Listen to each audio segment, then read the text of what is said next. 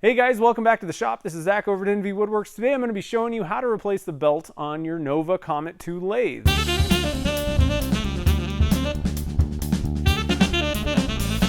Alright, so the process is actually pretty quick and pretty easy. There's nothing really too difficult about it. There are a couple of things that you need to know to make sure that you don't damage the spindle or the bearings though. So first things first, let's walk through some of the tools you're going to need for this. Nothing really specialty that I would say. You're going to need a hammer. You can use a hammer with the hard plastic tip, or just kind of a regular hammer, or maybe even a mallet. I used a brass mallet. It's got a little bit of weight to it, but if you're going to be hitting the spindle with anything metal, you're going to need to put a block of wood in between so you don't damage the spindle.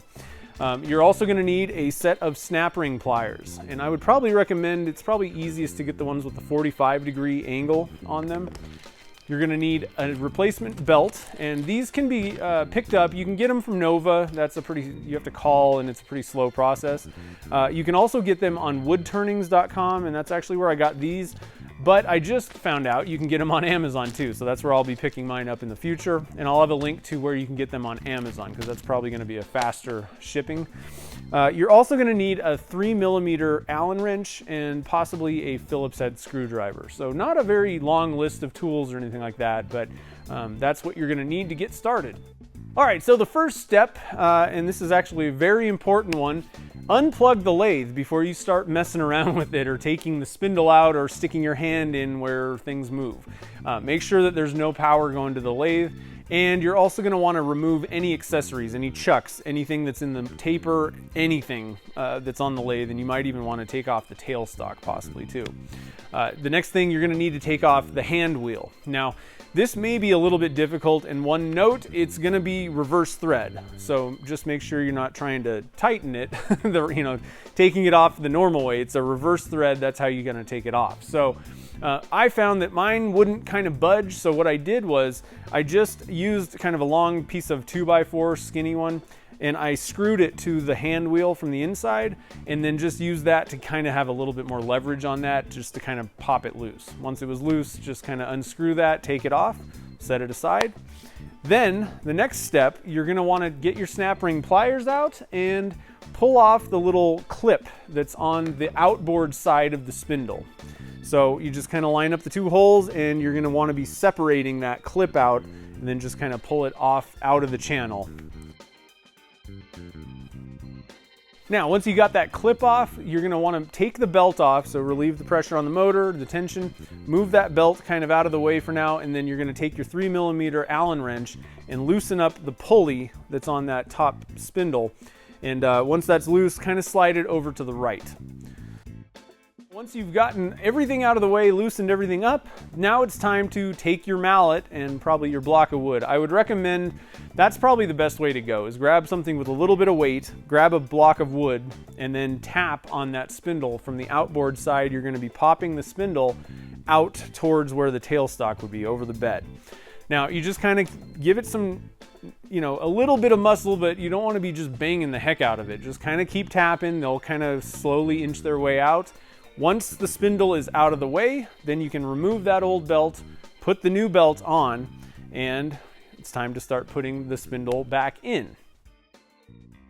All right, now this is where things can go bad, and this is where the only video footage I have of me putting the spindle back in is of doing it the wrong way.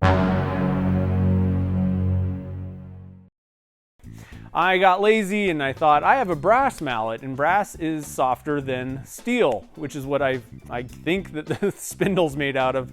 However, I was tapping it on the threaded side, and I screwed the threads up. So, there's a million ways that I could have screwed it up, but short story is I had to replace the entire spindle after I replaced the belt on this thing. So do not do that. Grab your piece of wood, or you can use a mallet with a plastic head, and that will be a little bit better, but I actually think that your best bet is to actually use a piece of wood, because you can screw those threads up just as easy.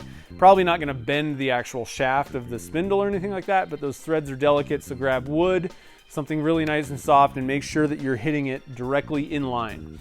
Now, a couple other notes. You want to make sure that that bearing that's going to be going back into the kind of casting of, where the motor pulleys are, you want to make sure that that and the spindle end are lined up and going in straight. And you're going to want to kind of lightly tap at the beginning to make sure that it's getting in there and registering.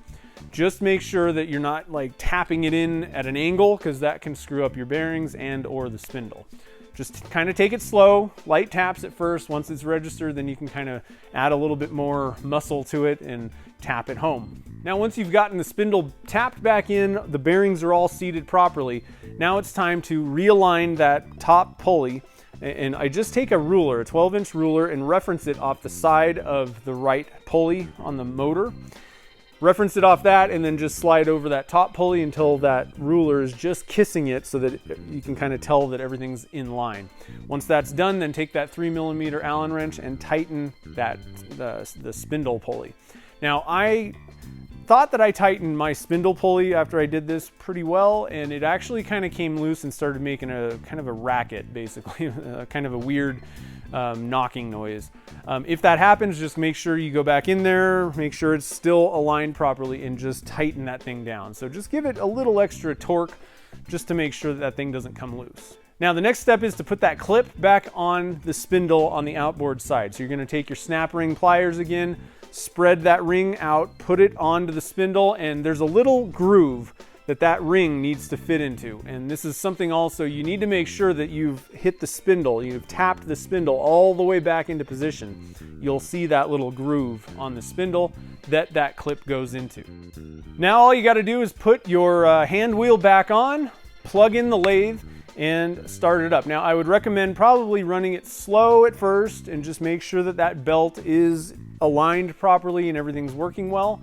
But that's all it takes. And kind of once you've done this once, it really should probably only take about maybe 10 to 15 minutes. If you have all the tools and everything's ready to go, it doesn't take that long to kind of go through these steps and get everything done. So I hope that helps out a little bit. I know it was a little bit unsettling the first time I did this. I wasn't really sure, am I doing this right? Should I be hitting this thing? And you know, for the most part, everything's fine. The only thing I will say is make sure that don't tap the spindle with a metal hammer without a block of wood or something that you're in between them. You can seriously damage the spindle, and really try to make that force directly in line. You don't want to be coming in at an angle. That can kind of bend that spindle too. So just kind of be careful when you're tapping that, and make sure do not tap the side of the bearings at all. That can totally damage the bearings, and if you damage the bearings, you're going to have to repress bearings on, which is a whole nother process. So hopefully this will help out and you'll save you from damaging anything. It'll be a pretty simple process and you'll get your belt replaced quickly and easily. Now, a couple of things that I also want to mention that will help you to extend the life of your belt so you don't have to do this as often. One, and this was the one reason why I usually had to replace the belt, is I would leave the spindle lock on and turn the motor on. Now, to combat that occurrence, I have really been getting in the habit, and at this point I haven't done that for a few years. Make sure to spin that hand wheel, turn the spindle before you push the go button, because if that lock is on, what's going to end up happening is the motor is still going to turn, and that pulley is going to just wear out a couple spots on the belt, and so it's going to run rough, and then you're going to have to replace that belt, and you're going to be unhappy. So spin the wheel, then turn the lathe on. Now, the other thing that I think will help kind of extend the life, and it'll also get you better results when you're turning, is take air, compressed air with your air nozzle, and clean out that belt compartment fairly frequently. What I find is shavings can kind of get, up underneath, where the motor goes in, get in there, and then kind of get trapped in the belt, the ribs on the inside of the belt that go in the grooves.